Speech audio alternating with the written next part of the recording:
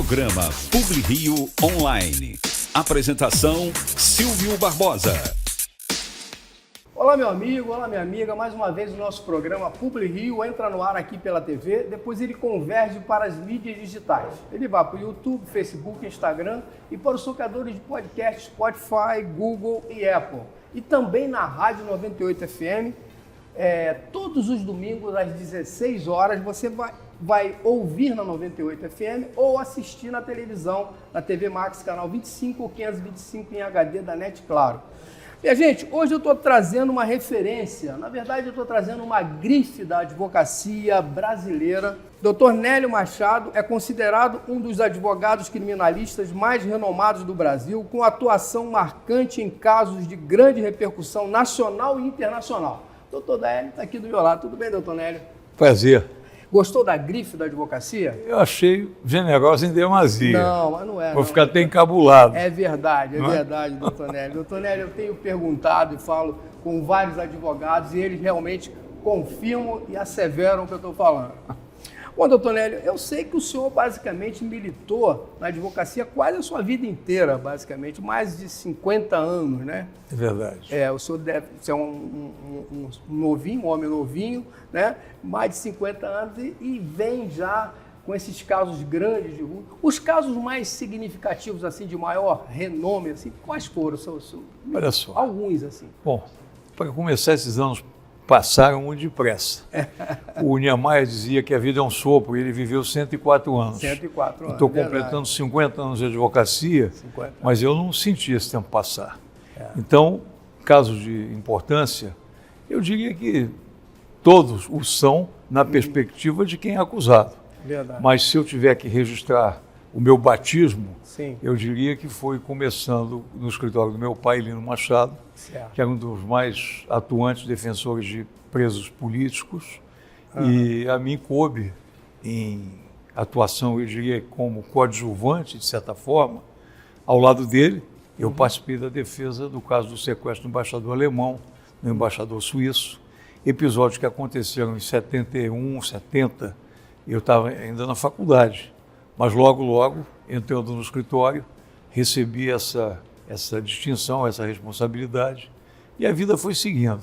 Depois dando um salto muito grande, mercado financeiro, crimes passionais, atuações defendendo políticos, ex-governadores. Se eu não me engano, o Catiola também foi... Não, o Catiola não. Foi, o Catiola não foi meu cliente. Eu tive atuação no caso, mas não em defesa dele. Sim, sim. Eu andei atuando nesse episódio de mercado financeiro. Sim. Os que apareceram de ordinário, não raro, eu estive também em casos outros, como, por exemplo, aquele processo famoso em que a juíza era Denise Frossard, eu defendi o Castor de Andrade, defendi o Paulo Andrade, o filho dele, que acabou inocentado por habeas corpus no Supremo Tribunal Federal.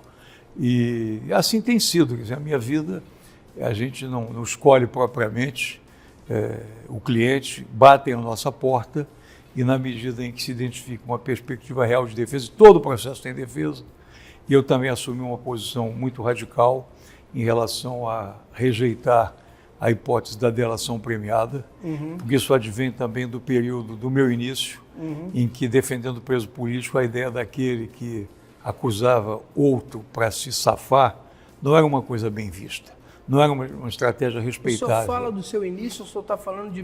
1970. O senhor tinha 24 anos, o senhor falou. 24, 25, Mas você sabe que 26. eu tenho a impressão, doutor, que quando o senhor está no julgamento hoje, atualmente, com a idade que o senhor tem hoje, o senhor parece que tem o mesmo vigor que o senhor tinha com os 24 anos. Eu estou errado? Eu acho que aumentou.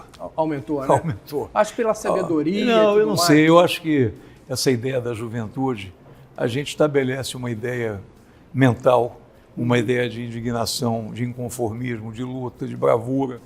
Então, não à toa, até hoje se cultiva a memória do Sobral Pinto. É verdade. Que dizia, a advocacia não é profissão de covardes. Ele atuou no Estado Novo e atuou quando houve o golpe de 64, depois do AI-5 de 68. Então, aquilo é uma lição para todos. E se a gente recorrer à história, grandes advogados, eles se tornaram marcantes na sua atividade, até mesmo na idade mais avançada. Exemplo, Evandro Lins e Silva, morreu com 90 anos de idade, foi considerado o advogado do século.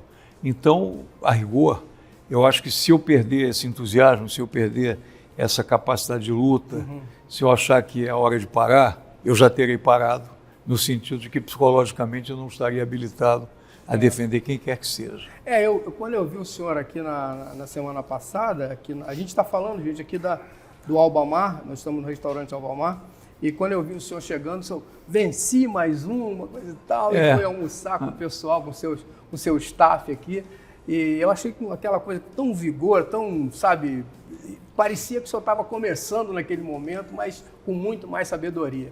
Agora eu quero perguntar ao senhor o seguinte, o senhor já enfrentou julgamentos em diversas instâncias e cortes. Existe diferença significativa entre a abordagem da defesa no STF, FTJ e tribunais de primeira e segunda instância, doutor? Eu diria que a diferença é de forma de apresentar o caso. Há casos nos quais o discurso tem que ser mais inflamado, outros mais contido. Isso tudo é know-how. Então, há muito julgamento oral, são aqueles que são os mais importantes.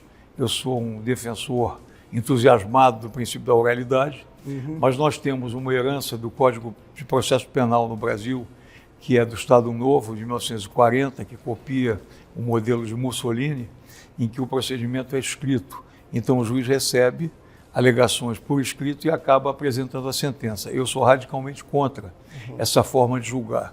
Eu acho que o juiz tem que ver o réu, o advogado tem que ter o direito, é o seu dia na corte, o dia em que o acusado é posto diante do seu julgador. Em loco, né? E pessoalmente. Sim. Hoje também há um exagero de julgamento virtual.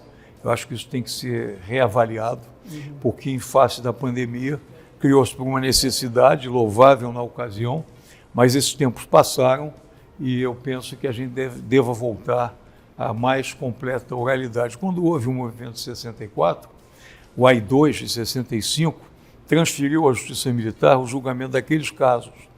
Talvez eles tenham errado na perspectiva de um regime de exceção, porque havia oralidade, é uma espécie de júri, 5 juízes, um juiz togado, técnico e 4 oficiais. E até o Evaristo tinha uma frase importante, que o milagre não seria o econômico, e sim o de vencedores, os militares julgando vencidos e conseguiam estabelecer na lei uma barreira de legalidade, uma contenção. Eu acho que o julgamento oral, ele muda completamente a chance, porque o lado humano aflora, a sensibilidade humana, ela se extravasa e as pessoas pensam nas consequências que possam advir de colocar alguém na cadeia, porque sabe-se bem, e não é frase minha, constatada cientificamente, cadeia é escola de crime. Ninguém entra na cadeia e sai dela melhor do que entrou. Mas isso, doutor, não está no Código Penal? Porque tem que ser um julgamento presencial? Não, lamentavelmente não. Em primeira Porque instância... naquela época nem tinha, na verdade, pensamento em virtual, né? Quando foi criado o Código... Mas mesmo antes do julgamento virtual, nos processos punidos com pena de reclusão, e a maioria o julgamento é escrito. E vai ter um julgamento presencial na apelação. Na apelação, na verdade, o réu não está presente, então tem um relator, um revisor e o último a votar. Depois vai-se para o STJ, onde o réu também não está presente, e o Supremo Tribunal Federal, onde, de ordinário, o réu não está presente. Há uma exceção a fazer-se nas ações penais originárias, onde, nesses casos, é possível que haja a presença do réu. Sim. Agora mesmo tem um processo em evidência, e vê-se até na TV Justiça audiências em que os réus são interrogados, mas eu acho que a gente tem que ter uma ideia de um órgão coletivo para julgar quase sempre, porque um pode errar, mas todos não vão errar. O senhor falou em TV Justiça e me veio à cabeça, eu fiz uma pergunta aqui para o senhor com relação a esse lance essa situação da mídia, efetivamente. A mídia pode efetivamente mudar, de repente, a cabeça de um julgador? Olha, não só pode, como acontece e não é pouco frequente. Há um caso célebre nos Estados Unidos, o caso Shepard. Esse caso ensejou até um filme, O Fugitivo, em que um inocente foi condenado e foi o que tecnicamente chamavam de trial by media. E a Suprema Corte Americana anulou, porque o julgamento já estava pré-estabelecido em função daquilo que se tinha veiculado nos órgãos de divulgação. O que o advogado tem que fazer é tentar conter exatamente essa influência, que ela existe, é compreensível em larga medida, em grande dimensão, mas o papel do advogado é exatamente estabelecer realmente um muro de arrimo, ou seja, a imprensa ela faz julgamento precipitado e às vezes definitivo, quando na realidade o julgamento pressupõe contraditório, ampla defesa, ouvir testemunhas de acusação, ouvir testemunhas de defesa, que na verdade não são nem de acusação nem de defesa, são testemunhas da verdade, da justiça. E o juiz tem que tentar manter da melhor forma possível, a neutralidade, ficar equidistante das paixões. E um dos nossos papéis é exatamente advertir quem vai julgar, no sentido de que deixem distante o seu preconceito, a sua inclinação, a sua tendência, a sua experiência e se comporte como juiz. Ô, doutor Nélio, eu estou trazendo aqui a pergunta do Sidney Rezende, do Jornal da Tupi, da Rádio Tupi, todos os dias às 18h30. O senhor liga na Rádio Tupi que o senhor vai ouvir o Sidney Rezende. Ele está fazendo uma pergunta para o senhor. Vamos ouvir. Nélio, você é muito experiente, você é um criminalista dos mais respeitados e conhecidos do Brasil. Eu queria que você contasse pra gente que é leigo, né, que não domina o assunto profundamente, o que você acha que o ministro Alexandre de Moraes mais tem de qualidade ou de defeito, ou que ele mais acerta, o que ele mais erra, o que te incomoda e o que, ao contrário, você gostaria de enaltecer. Porque ele é uma figura tão polêmica da justiça, né? Ele mais acerta ou ele mais erra na tomada das suas decisões? Sidney Rezende é um grande jornalista, eu acompanho já há muito tempo, desde a Rádio Jornal do Brasil, em que ele tinha, inclusive, programa em que havia debate de candidatos a governo e assim por diante. Então, é uma pessoa da maior competência, da maior respeitabilidade. Quando a pergunta dele, quando ele menciona o ministro Alexandre de Moraes, como todo juiz, todos têm virtudes, têm qualidades e têm, eventualmente, algumas imperfeições na ótica de um julgamento que um advogado possa fazer. Há um clássico livro do Calamandrei, Eles, os Juízes, Vistos por Nós, os Advogados. Os advogados são os maiores críticos do juiz. O Alexandre de Moraes teve uma importância absoluta, e tem, na medida em que houve uma situação atípica de anomia, de anomalia institucional naquele dia 8 de janeiro. Quanto ao julgamento em si, eu, de ordinário, seguindo a ética determinada pelo Estatuto do Advogado, eu, de ordinário, me abstenho de emitir o meu juízo de valor. Então, eu diria que o julgamento está em andamento, a defesa está sendo apresentada e vamos ver qual será o resultado. Eu tenho que partir da premissa da isenção de quem vai julgar, não só dele como dos demais, e qualquer decisão que seja proferida terá que ter como base, como sustentáculo para a motivação de uma eventual condenação ou de uma absolvição, a fundamentação que advém da prova colhida. Então, vejo nele qualidades, vejo independência, vejo coragem e também repudio qualquer interferência de um país, como nós temos observado, Estados Unidos, na atuação do Poder Judiciário. Nós não somos colônia e nós não prestamos vassalagem a nenhum país. Não somos colônia nem de Portugal e menos ainda dos norte-americanos. Um país com tanta desigualdade, doutor Nélio, como é que a gente consegue garantir efetivamente a defesa não só para os ricos, como também para os pobres, a defesa técnica para os ricos, como também para os pobres? Bom, eu tenho que reconhecer, em primeiro lugar, a importância da Defensoria Pública, que funciona de forma bastante eficiente. Hoje em dia, a Defensoria Pública tem representação, inclusive, nos tribunais superiores. A maior parte dos habeas corpus concedidos hoje pelo Superior Tribunal de Justiça, pelo Supremo Tribunal Federal, decorrem de pedidos da Defensoria Pública, até porque o direito penal ele foi voltado, na sua essência, para os pobres e para os desfavorecidos. Essa é a clientela do sistema penal. Então, eu afirmo que a Defensoria Pública se desempenha no Rio de Janeiro, onde eu tenho uma possibilidade maior de aferição, não posso fazer esse juízo de valor em termos do país como um todo, mas a Defensoria Pública do Rio de Janeiro se comporta de modo exemplar. Agora, você sabe que o nosso país, doutor Nélio, é o país que tem mais advogados, acho que no mundo, basicamente, todas se formando aí nas universidades. O senhor, como um homem que tem uma bagagem tão grande, qual o conselho que o senhor daria para um jovem advogado? Em primeiro lugar, ser advogado, porque há faculdades em profusão. Houve necessidade de se criar o exame de ordem com a finalidade de se aferir o nível de conhecimento para que pudesse ocorrer de fato o exercício da profissão. Então, há faculdades em demasia, há uma fiscalização que é inviável, e eu acho que não se pode tolerar cursos por correspondência, em fim de semana. Eu acho que isso causa uma frustração. Há muitos bacharéis e poucos advogados. E ser advogado é alguma coisa que demanda uma vocação especial. E, notadamente, aí eu vou ser um pouco enfático na especialidade a qual me dedico, a advocacia criminal. Essa, mais do que as demais, ela se converte quase em um sacerdócio. É uma advocacia de choque, de muita emoção, de muita decepção também, mas de muita realização também.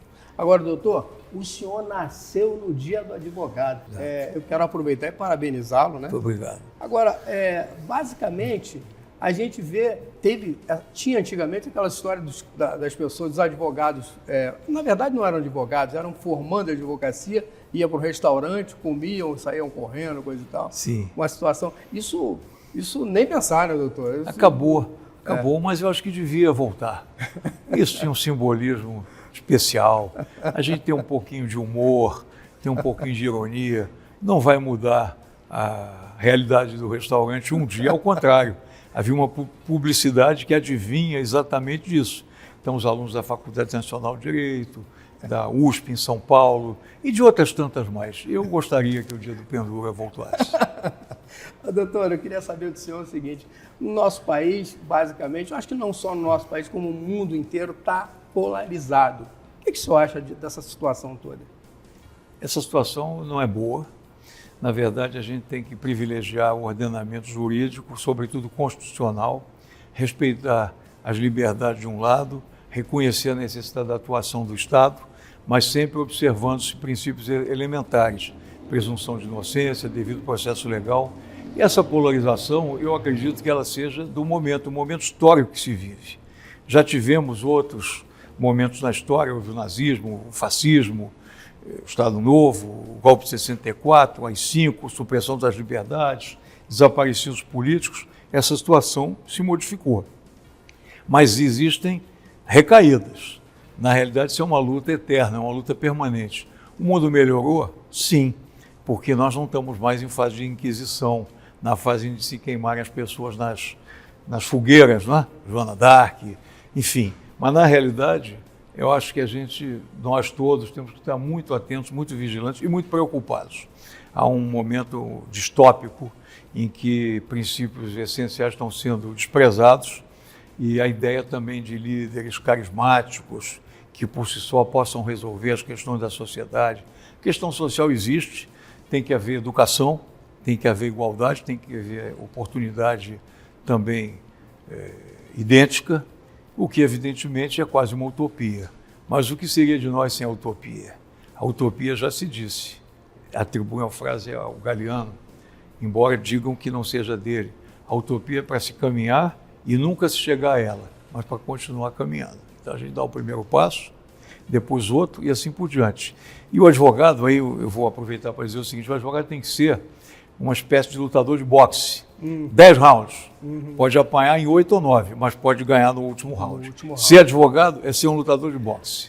Pegando daí, doutor, eu queria saber o seguinte: se alguma vez o senhor... Eu sei que parece que o seu escritório não cuida somente da parte criminal, tem de sustentabilidade e outras coisas mais, não é, doutor? Na verdade, não. Na verdade, a gente escolheu. No meu início, eu fiz um pouquinho de clínica geral, que ajudou a ter uma visão mais abrangente do direito, mas já há muitos anos, eu diria que a gente só tem causa criminal. Eu diria não, é fato. Eventualmente, uma ação ou outra de improbidade conexa uma ação penal, mas em termos muito minoritários. Nós somos o que, de alguma forma, usando uma expressão talvez inadequada, porque eu vou recorrer ao idioma que não é o nosso, nos Estados Unidos eles falam de trial advocacy, quer dizer, o advogado de julgamento. Aliás, o advogado de julgamento nos Estados Unidos existe muito pouco, porque eles, com a barganha e o acordo, eles acabam resolvendo 98% dos crimes federais mediante acordo. E um percentual também próximo disso nos casos de competência estadual. O Brasil adotou de 2013, mais ou menos, um modelo menos adversarial e mais negocial. Eu acho que justiça não pode ser negócio. E se for para ser negócio, não precisa de criminalista. Eu acho que os comercialistas vão fazer melhor, os tributaristas também, os advogados societários também. Então, o advogado foi feito para conter exatamente a opressão do Estado.